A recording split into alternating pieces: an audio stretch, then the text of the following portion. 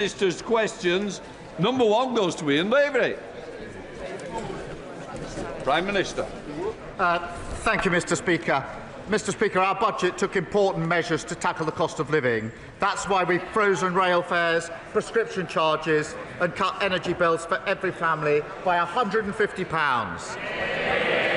Today, Mr. Speaker, we're going further. For too long, parents have been pushed into spending more on infant formula than needed, told they're paying for better quality and left hundreds of pounds out of pocket. I can announce today that we're changing that. We will take action to give parents and carers the confidence to access infant formula at more affordable prices, with clearer guidance for retailers and helping new parents use loyalty points and vouchers. Together, Mr. Speaker, that will save them up to £500 before their child's first birthday. That builds on our action to lift 500,000 children out of poverty and breakfast clubs, and our child poverty strategy will be published later this week. This morning, I had meetings with ministerial colleagues and others. In addition to my duties in this House, I shall have further such meetings later today. Thank you, Mr. Speaker. The North East is still picking up the pieces of the destruction and decimation of 14 years of Tory government. Men in the North East of England still expect to live 10 years less than people in other parts of the country. Women in the North East of England are making, on average, more than £11,000 in wage than people in other parts of the country. 33% of kids in my patch in Blythe and Ashington are living in poverty. The unemployment rates are above the national average, and the national wages are below the national average. You know, Mr. Speaker, the people in the North East are a proud breed, and we deserve much more than this, mate. Can I ask the Prime Minister if he can assure me and the people in my constituency and in the North East if there's much to look forward to on the horizon? And will he meet with me to discuss how we can shape it? Prime Minister. He talks about poverty in his constituency and they heckle him. They should be ashamed. It is our moral mission to tackle poverty, Mr. Speaker. We've abolished the 2-child cap. That will be over 3,000 children, I think, in his constituency lifted out of poverty. I'm very proud to be able to do that. We've boosted the national minimum wage by £1,500. We're adding £150 that we're taking off everyone's energy bills. We're driving economic growth right across the country, devolving power and investing across all of the country. Come to the Leader of the Opposition, Kemi Badenoch. Thank you, Mr. Speaker. And can I first of all pay tribute to Sir John Stanley, who passed away yesterday. Sir John was a dedicated MP for 41 years, and we send our deepest condolences to his family. Mr. Speaker, does the Prime Minister believe that when an organisation descends into total shambles, the person at the top should resign? Mr. Speaker, can I first join in her comments in relation to Sir John, and I'm sure I speak for the whole House in that respect. Mr. Speaker, I was very proud to lead this party at the budget last week, where the Chancellor set out that we would protect the NHS, which we've done in the budget, create the conditions for economic stability, not repeating the mistake of austerity, and bearing down on the cost of living by taking £150 off energy bills. We're fixing the mess that they left, and I'm very proud to be doing so. Mr. Speaker, he doesn't want to answer a question about taking responsibility because he likes to blame everyone else except himself, and so does the Chancellor. We now know that the head of the OBR was forced out for telling the truth that the Chancellor did not need to raise taxes on working people. We also know that the Chancellor was briefing the media, twisting the facts, also she could break her promises and raise taxes. Mr. Speaker, if she was a CEO, she would have been fired, and she might even have been prosecuted for market abuse. That's why we've written to the Financial Conduct Authority. So will the Prime Minister ensure the Chancellor fully cooperates with any investigation? Mr. Speaker, she's completely losing the plot. She clearly he didn't read. May I pay tribute to Richard Hughes and his leadership of the OBR? He made very clear why he stepped down, and I've made very clear my support of the OBR. But she says take responsibility. Under this Chancellor, Mr. Speaker, growth is up this year, defeating and beating the forecast. Wages are up, more since the general election than in 10 years of the Tories. We've had, I think, 5 interest rate cuts. NHS waiting lists are down. We've had record investment into this country. We're turning the page on their austerity and reckless experiment on borrowing. I'd compare that record to them every day of the week.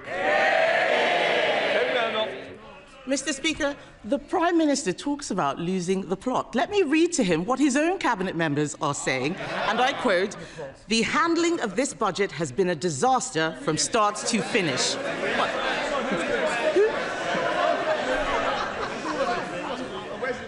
Yes. Who said bad? Was it him? Was it her? In fact, I think it was probably her, actually. It was probably the Chancellor. In fact, Mr. Speaker, one of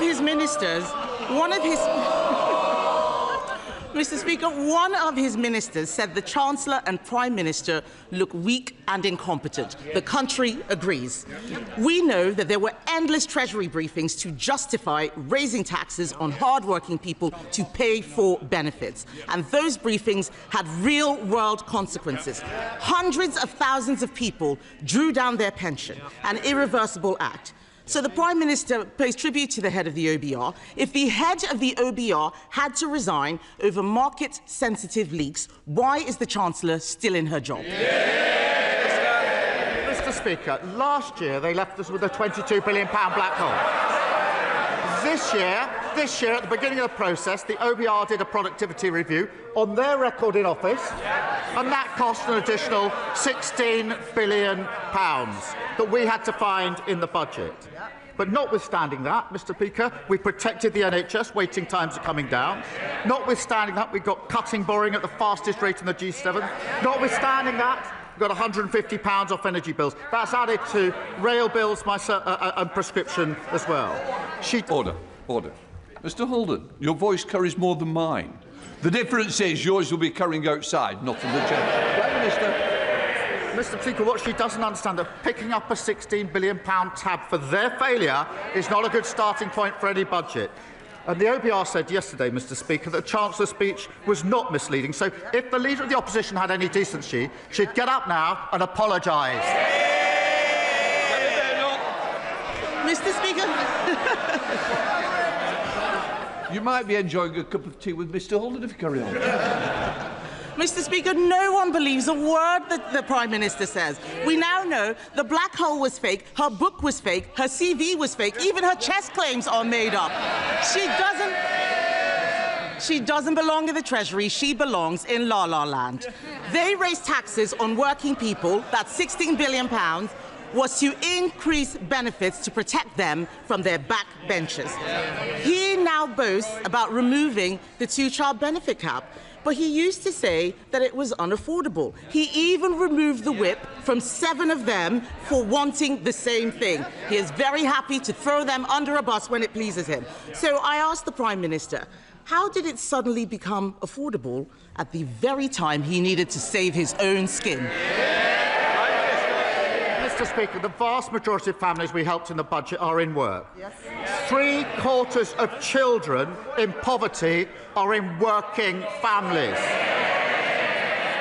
Their policy of nearly 10 years on the 2-child benefit cap had one result and one result only. It dragged hundreds of thousands of children into poverty.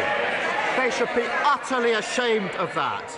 And I'm very proud that we're lifting 500,000 children out of poverty, because I profoundly believe that every child should have a chance in life. Every child should be able to go as far as their talent will take them. So that's why we're lifting 500,000 out of poverty. But they're the same old Tories, the party of child poverty. If all of this is true, why did he take the whip away from the people who are asking for it?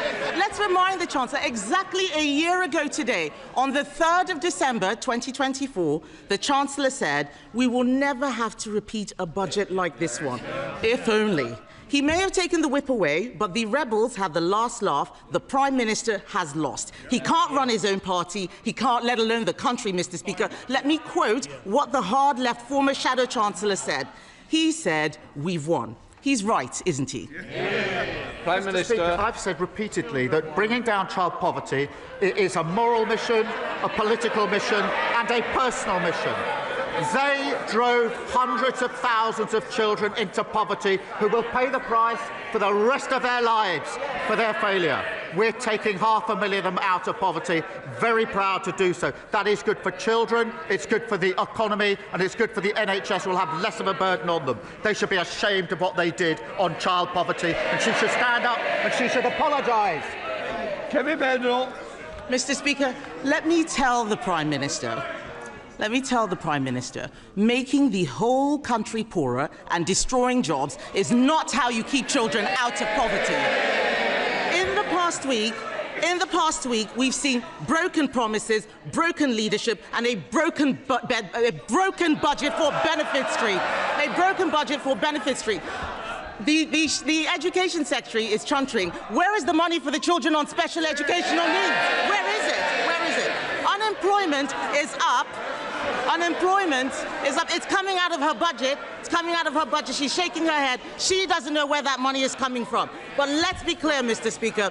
Unemployment is up. There are more children now growing up in workless households because people are losing their jobs.